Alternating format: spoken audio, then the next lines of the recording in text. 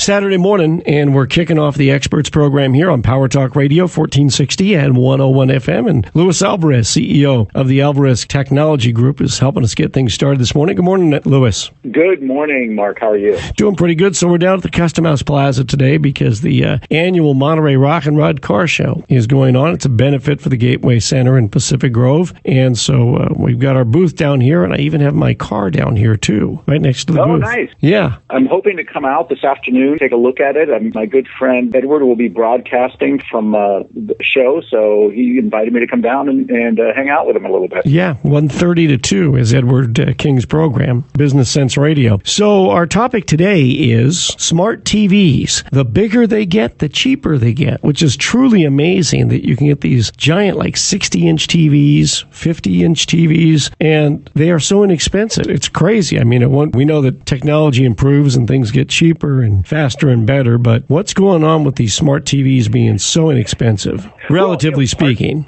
Relatively speaking. Part of it is what you said.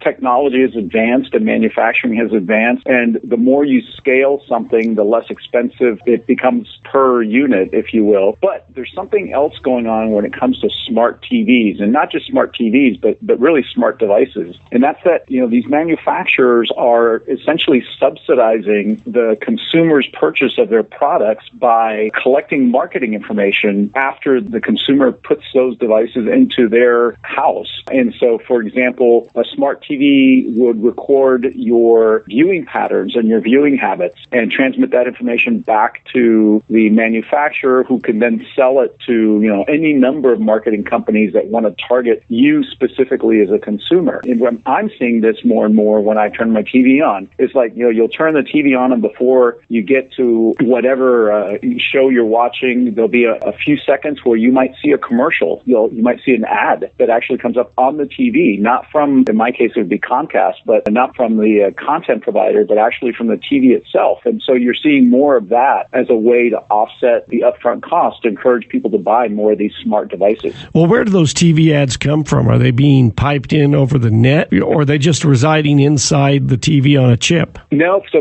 most people, when they buy one of these smart TVs, part of the process of setting them up is to connect them to the internet, and it'll walk you through step by step, almost by default. It's hard to get around it. And the reason most people do it is ostensibly these are essentially computers, so occasionally there's an update or upgrade that you might want to get. And some people use their TVs now because they come built in with all these apps so that you don't have to use third-party devices. Your TV can have Netflix on there, can have Amazon and Hulu, so it saves you from buying another device, but that means that TV has to be connected to the internet to be able to stream all those services. Mm-hmm. And so as soon as it's connected, it now becomes a device that can be talked to by the manufacturer, or the manufacturer may sell the right to your TV to some marketing company that says, okay, well, we know Lewis and his family is a target market for our product or service, so we're just going to send him lots of ads every time he turns on his TV to see if we can convince him to buy our product or service.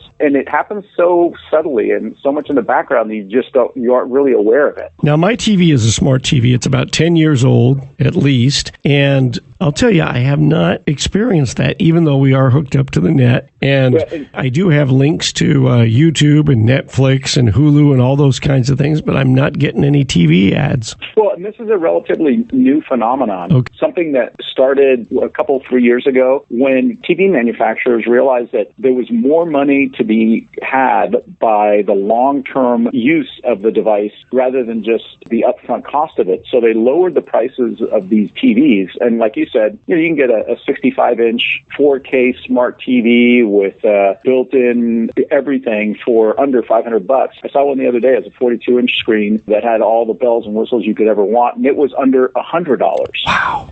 So it costs more to manufacture than that. But what these guys want to do is they want to get as many of these devices out there and installed in homes because that's where the money is. It's in the marketing piece. Well, Luis, is there any danger to this? I mean, is there some element of this that we have to be worried about? Well, if you're concerned about marketing companies knowing more about you than you want them to know, that you're comfortable, then yeah, there is a danger. And already, if any one of us ever looked at our Experian marketing score, which is something you can get from Experian, it's a company that does most notably known for its credit financial reports. score. Yeah, credit reports. But they also do marketing reports on people. And typically those reports are only available for a fee to marketing companies. But if you got a hold of what information they have about you, the individual, it's sometimes frightening. All the places that they've seen you go to online, all the products that you've purchased and used your rewards card at Safeway or Nob Hill that record all that information, and that gets all aggregated into this picture of you as a consumer, and explains why sometimes you get all these very targeted ads or these targeted